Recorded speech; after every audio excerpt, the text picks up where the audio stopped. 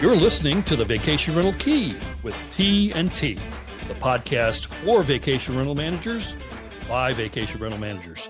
I'm Tim Cafferty, and I manage two companies, one in Virginia and one in North Carolina. And I'm one of the two T's.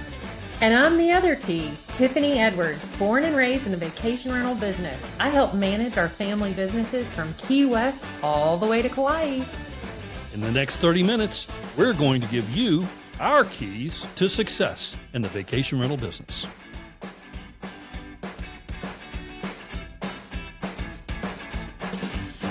Tim, let's talk Vacation Rental Managers Association, VRMA, and Vegas, baby. A topic I believe we both are experts on. When did you actually start going to the VRMA? Well, believe it or not, it was one of the first conferences that was ever held by VRMA, and it was here on the Outer Banks of North Carolina in 1987.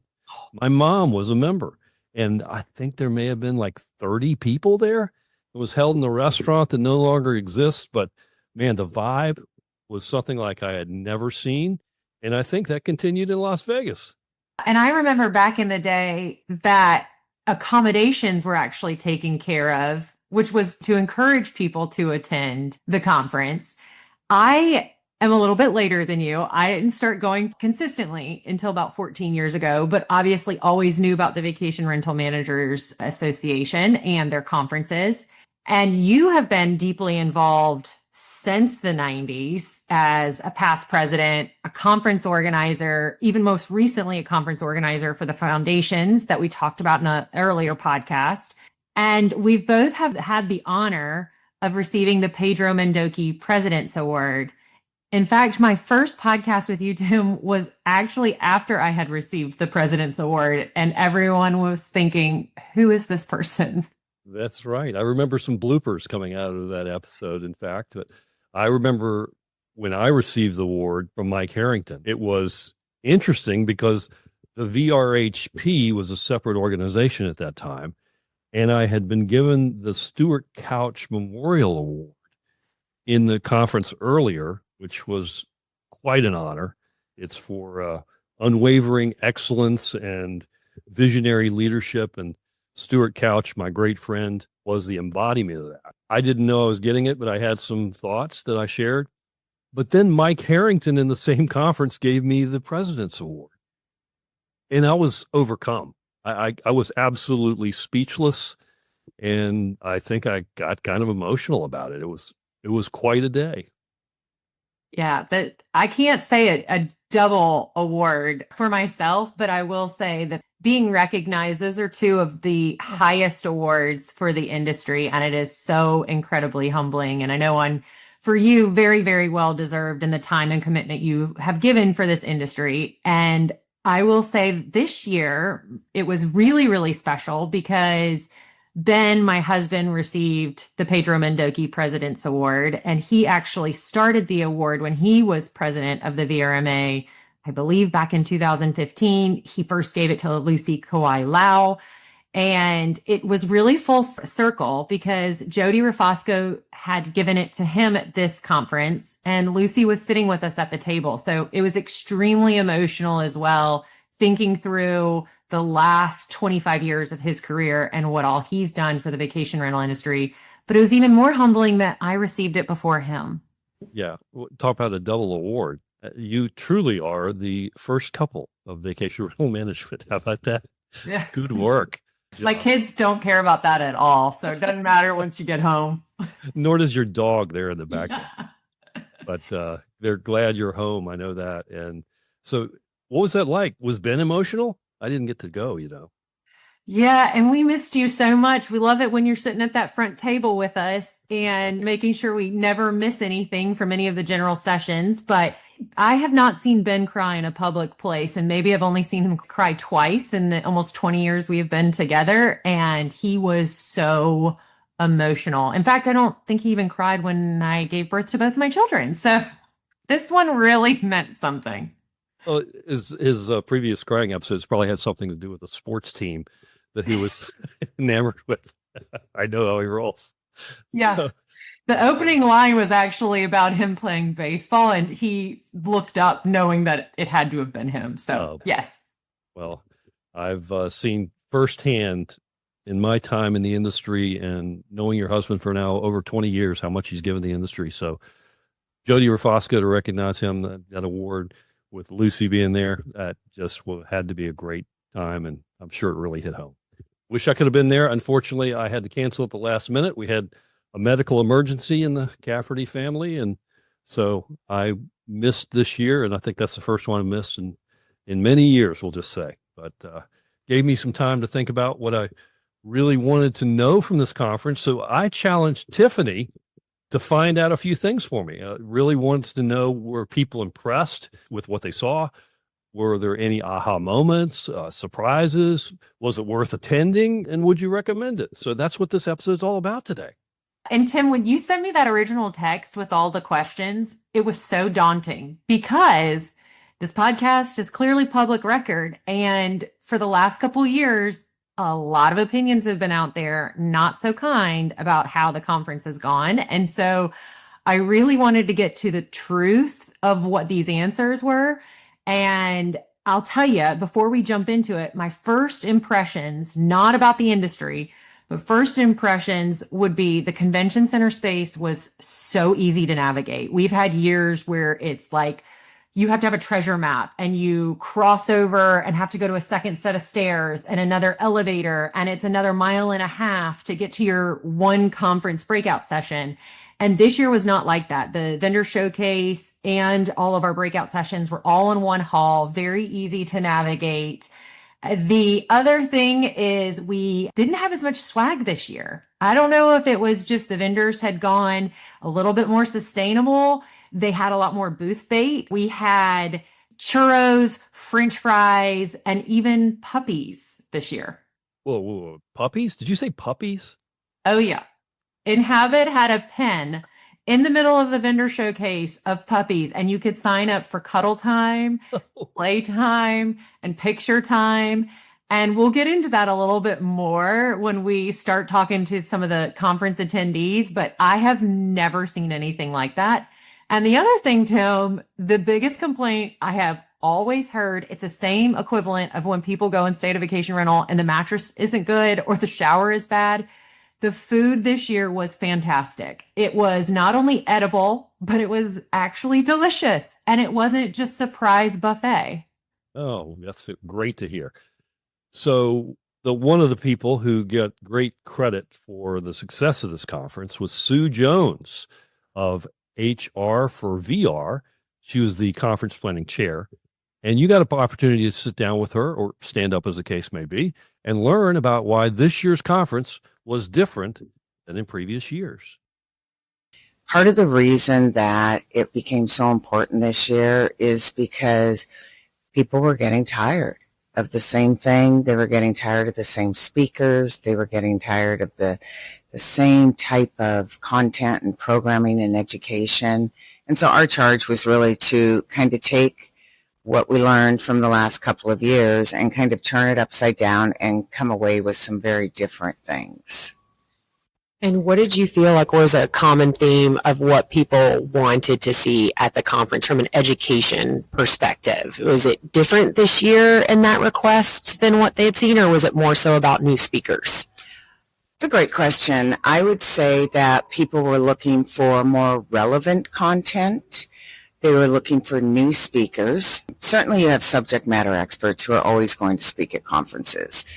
Regarding that, though, they really wanted to see more property managers. And when we went out for the call for proposals, it was really slim. So we worked really hard to curate a lot of the content so that we could involve as many property managers as we could. And actually, I'm very excited to say there were over 75 property managers who participated in one session or another. What also came up is it gets a little bit stale. Sometimes if you have an hour session, they either end too soon and people are left. And so what we wanted to do was create a variety of different types of sessions. And so we had skill labs this year for the first time, where we combined two sessions where people had a 90-minute session where they were to bring their computers and they actually learned about AI, revenue management. They learned about business KPIs. I know there was another one because I know there were four. Marketing. There was marketing and HR. And it was great because you actually had roundtables, you had discussion. And then, so that was one area. And the other thing we did is we set up knowledge collectives, which were one full session for an hour where we had every room had roundtables based up on different types of dynamics, whether it was marketing and revenue or growing and scaling your business or KPIs or customer service and operations. So that was really new and exciting. And I think people saw a lot of value of that. The one I'm most excited about are quickfire rapid presentations, and they're 30 minutes. And so we're going to really go quickly and get through a concept in 30 minutes and provide people with these just little snapshots and nuggets that they can take away. So we have 12 of those. And, you know, I'm actually excited because I'm doing one on the winning hand and, you know, hitting the jackpot. And it's been so much fun with the play on it. When we think about the experience, we really wanted people to step in and feel like a part of the family. And there were 600 new attendees this year. And those first-time attendees have really felt welcomed. We had a lot of different tags and buttons out there. A lot of volunteers were front and center to make sure people knew where to go, what their sessions were about. But what I really loved was seeing the interaction between everyone. And so I think if Miller and I were to really think about what our objectives were, it was to really have a well-rounded experience made up of personal connections, made up of networking, time with the suppliers. And, you know, a lot of times when we're in the exhibition hall, it's not enough time. And we worked hard. This year, the exhibition hall was open the entire time. And it's been such a great location. I think that people have seen the kind of traffic they're looking for. So that was really, really interesting. And so when you think about the whole overall picture, trying to create an environment of inclusion where people really feel like a part of something that's a little bit bigger than themselves. Mm-hmm. And I would also think about when we first started this and looking at it, we said, why is it 2.5 days? Mm-hmm. That half day, people don't show. And then we said, okay, now we're going to be in Las Vegas. Nobody's going to be there before 10 a.m. and everybody's scooting out after 2. Yep. So how do we keep them? And so we really started with introductions and having different MCs. You know, in the past, we've had one person, you know, and Tim is in the past. Right. Been an MC. Yes. Right. Tim. MC. He's great. Or Simon Lehman has been there. Yep. But we needed a different kind of energy. Mm-hmm. We needed energy from the community. Mm-hmm. And so with April and Corinne, they were up there. And then this morning, Lance and Elaine, and Lance came out in the Rising Phoenix dress that April had on. Yes. And so there's that level of energy. Yeah. And then instead of having a closing party, because again, you're competing with Vegas, mm-hmm. you're competing with supplier events, but we really wanted to have something to close out the conference. So we ended up with having a happy hour. So now, how are we going to get people to stay to go to the happy hour? Right. And go to the content sessions. So we created a real draw. The last session of the day, one of them is a property manager roundtable, which property managers love. And then we also have another session that's about 90 minutes around who owns this home. Yes. And that is going to be so educational for people. It's really great. And that's actually going to be in the ballroom so that they're already there when we come in. And we have a 20-minute closeout. The real draw is we're giving away a free registration, hotel, and airfare conference. That's pretty nice. To Nashville next year.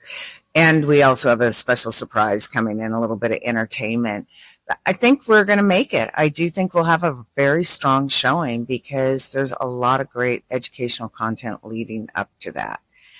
So that was a challenge. Well, thank you again for all that you have done for this conference, and thanks for sitting down and talking to me about it. Oh yeah, well, I really appreciate it. I didn't realize how big it was until you're really here and you see it all come together. And I'm just so grateful for all the volunteers and look forward to see who volunteers for this next year. All right. Thank you. Wow, education is so important. You know, I always measure a conference's value by whether I walk away having learned something that covers the cost of the conference. I completely agree, Tim. And in the last couple of years, it's been really disheartening coming from a property manager perspective and someone who's been in operations for many years. We have seen sessions led by so many self-proclaimed experts. And these quote unquote experts have really actually just been LinkedIn warriors and don't necessarily have the same operation experience. And so when they lead a session, they're leading with incorrect information.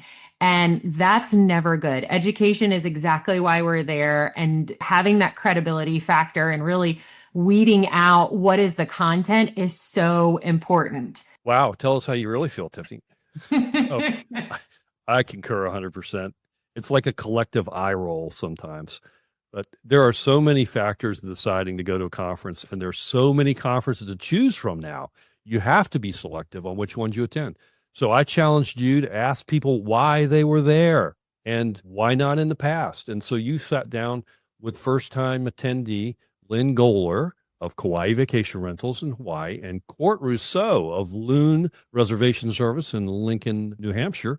And I have to say, I've known Court for years because he's always been active in the VRMA, but he hasn't always been to conferences. In fact, I think it's been several years since he's been.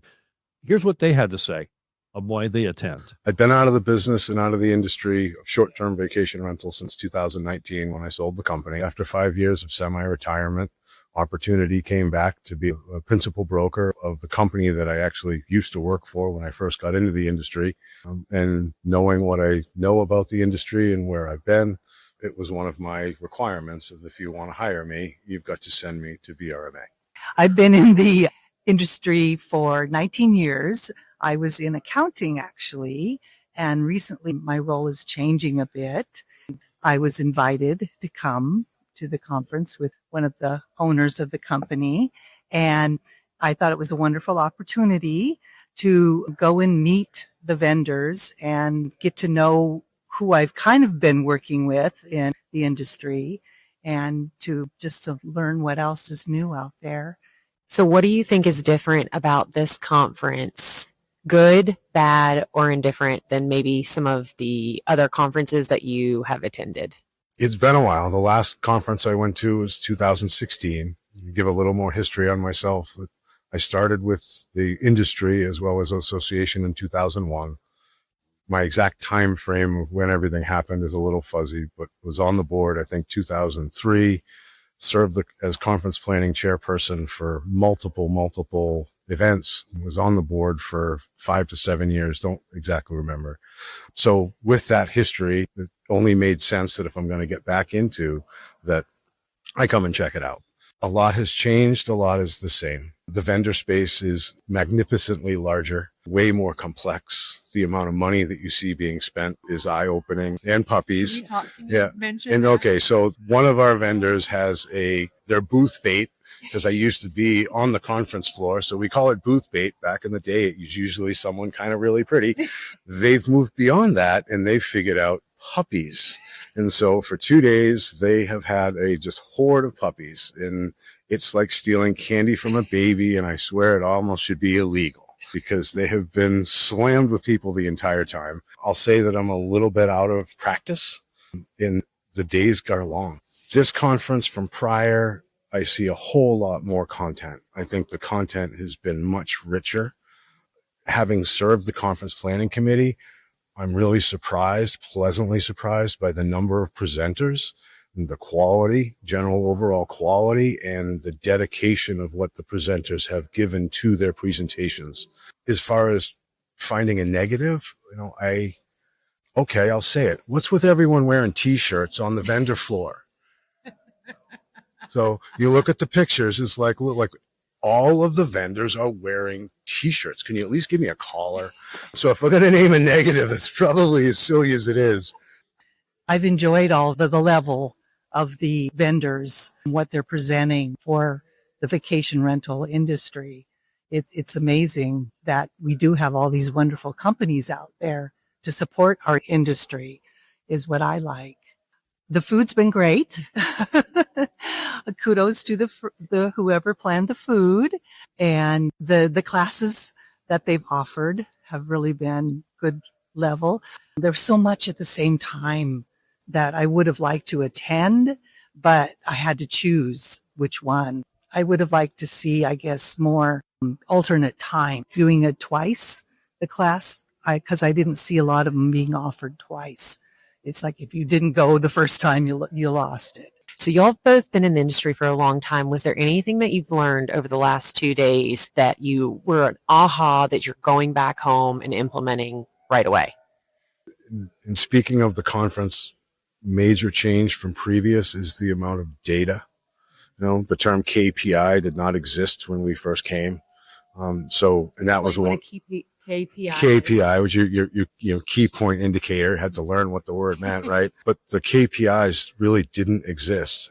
I came from hotel school. I came from a hotel world. So ADR was a thing. RevPAR was a thing. And when I first started in VRMA, they didn't exist. And it's interesting to see that data is still emerging, and that the industry or association still doesn't necessarily have these are our set metrics. So with that being said, a lot of what I've been focusing on this time is what are the KPIs that people are talking about, and where does the agency that I'm now principal broker for need and want to be at? Where are we in comparison to that?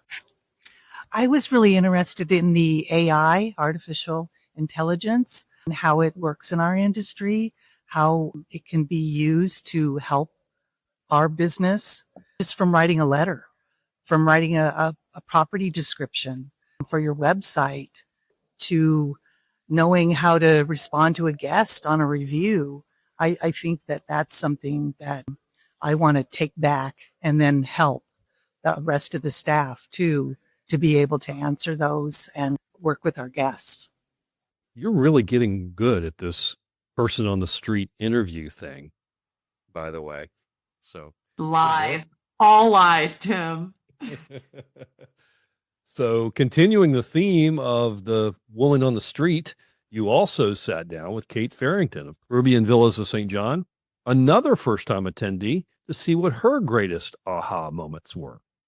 Why did you decide to come to VRMA? What drew you to want to come to this conference? Our company has had membership with the VRMA for a handful of years. We are in 2 locations, and our bookings and sales and marketing team are all in Scarborough, Maine. And so they've been involved and utilizing the benefits of the association to help grow the business and everything. We've recently had an opportunity to build out software-wise and take on some new technology, which has filtered down into the operations, which is what we're doing on the island of St. John. So this is the first time that I'm coming, because we're now engaged with Barefoot and Breezeway and Realtek and Send Squared.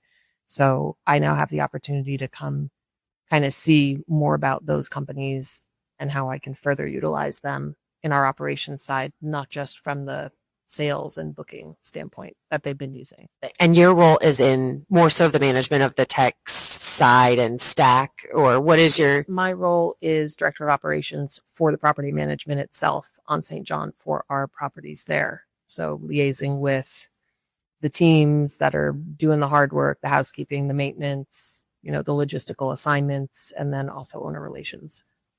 So yes, very busy on that perspective. So first time here, what were some of your greatest takeaways that you experienced?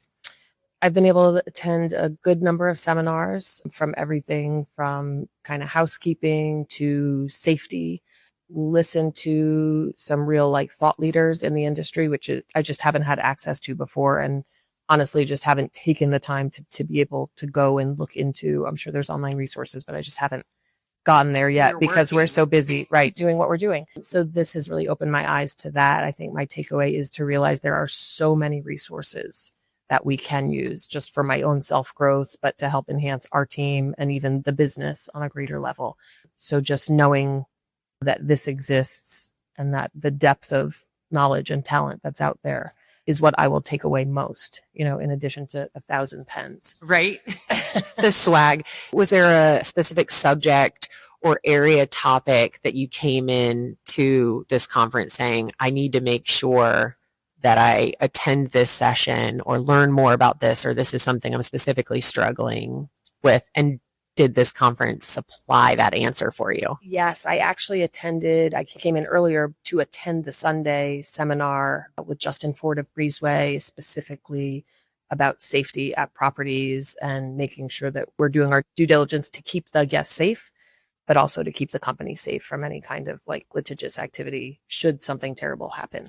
What are two things from that safety perspective that you're implementing right away when you go home? First off, we'll add a lot more signage around our pools. He spoke about a water watcher card. So we'll implement that to really drive home to our guests that it is important pools can be the most dangerous, and revamp the frequency with which we're checking our smoke detectors and batteries and operations and things like that.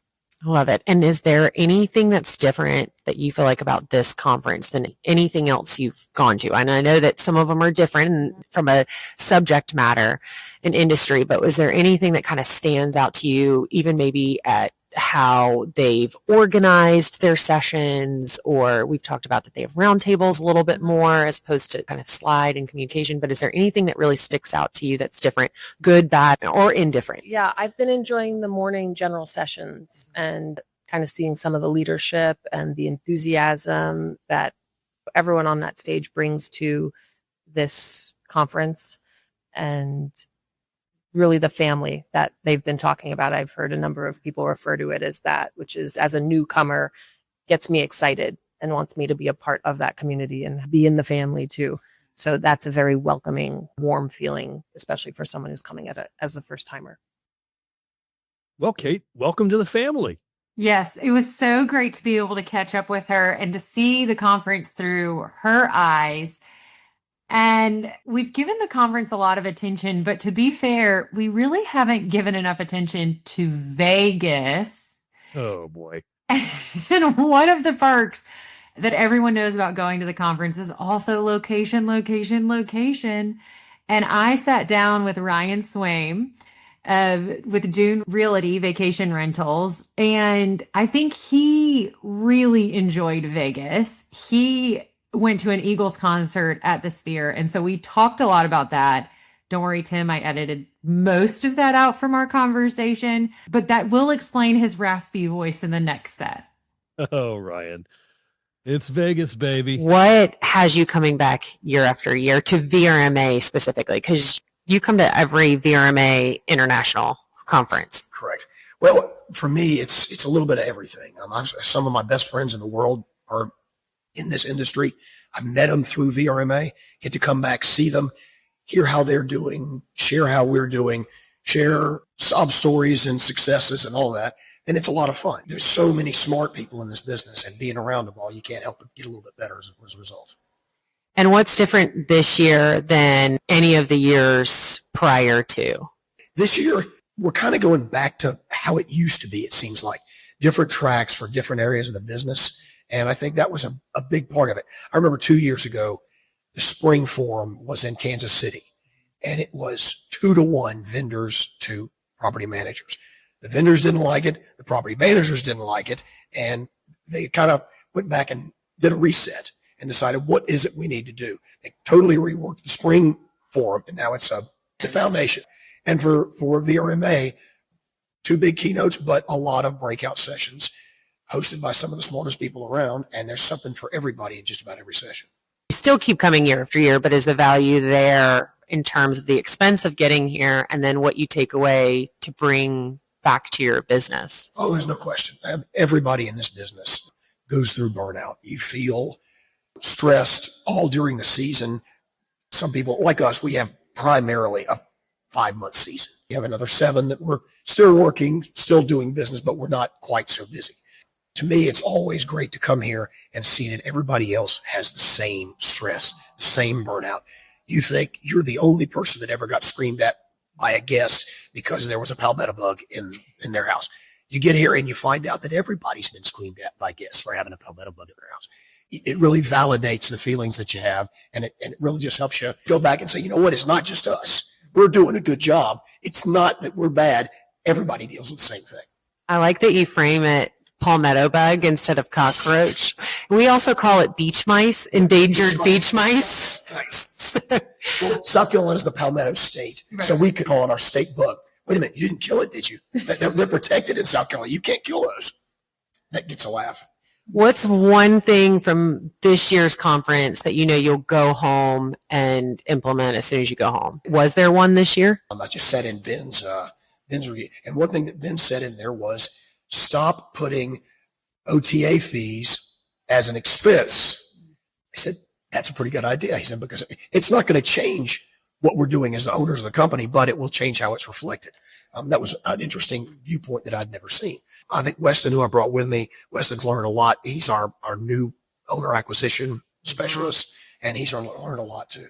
So if I had to, that's probably the 2 things I'd say. Well, I really appreciate it. Thank you. I had to do it. Pardon my voice. This is a casualty of Vegas. I was just about to say, and you went to the Eagles concert at the Sphere. Let me tell you something. If I can throw in one more plug. Yes. That's the most amazing experience I've ever had. It was incredible. Most amazing concert experience. If you have not been, go. Whether it's, they're not, I don't think they have any more dates lined up now until next year. A band you like, The Wizard of Oz. I've talked to a lot of people that went to see The Wizard of Oz this week, which is all the time. That venue is incredible. It really is. And it made the trip worthwhile just by itself. I want to thank Ryan for using his last little bit of voice to spread some wisdom for us. Thank you for taking one for the team there, Ryan. Yeah. Well, lots of great advice from Ryan and from Sue Jones and Court Rousseau and Lynn Goler, Kate Farrington. We appreciate all of you, but most of all, I appreciate you, Tiffany, and the extra work you did. We got a lot of advice from others, but to close it out, what was your aha moment? What did you take away? I forget who said it, but they said it best if it's back to the basics, and that this industry really is built on a lot of longevity. You see the same people at the conferences year over year because they love this industry and really deal with a lot of the same pain points. And in these closed circles are willing to share what their solutions are or what their hurdles are. And so networking is absolutely key. I think I get the most from that. But in terms of an actual aha moment, and I know it was mentioned by several of our guests, but measuring our KPIs, knowing what our KPIs are and measuring them. I've had some issues with HR. I've mentioned on podcasts before. It's not my favorite subject, but I have now some KPIs that I need to implement and figure out a cadence of how often I measure them. Excellent. Well, we're going to give you that opportunity to share that in our next episode.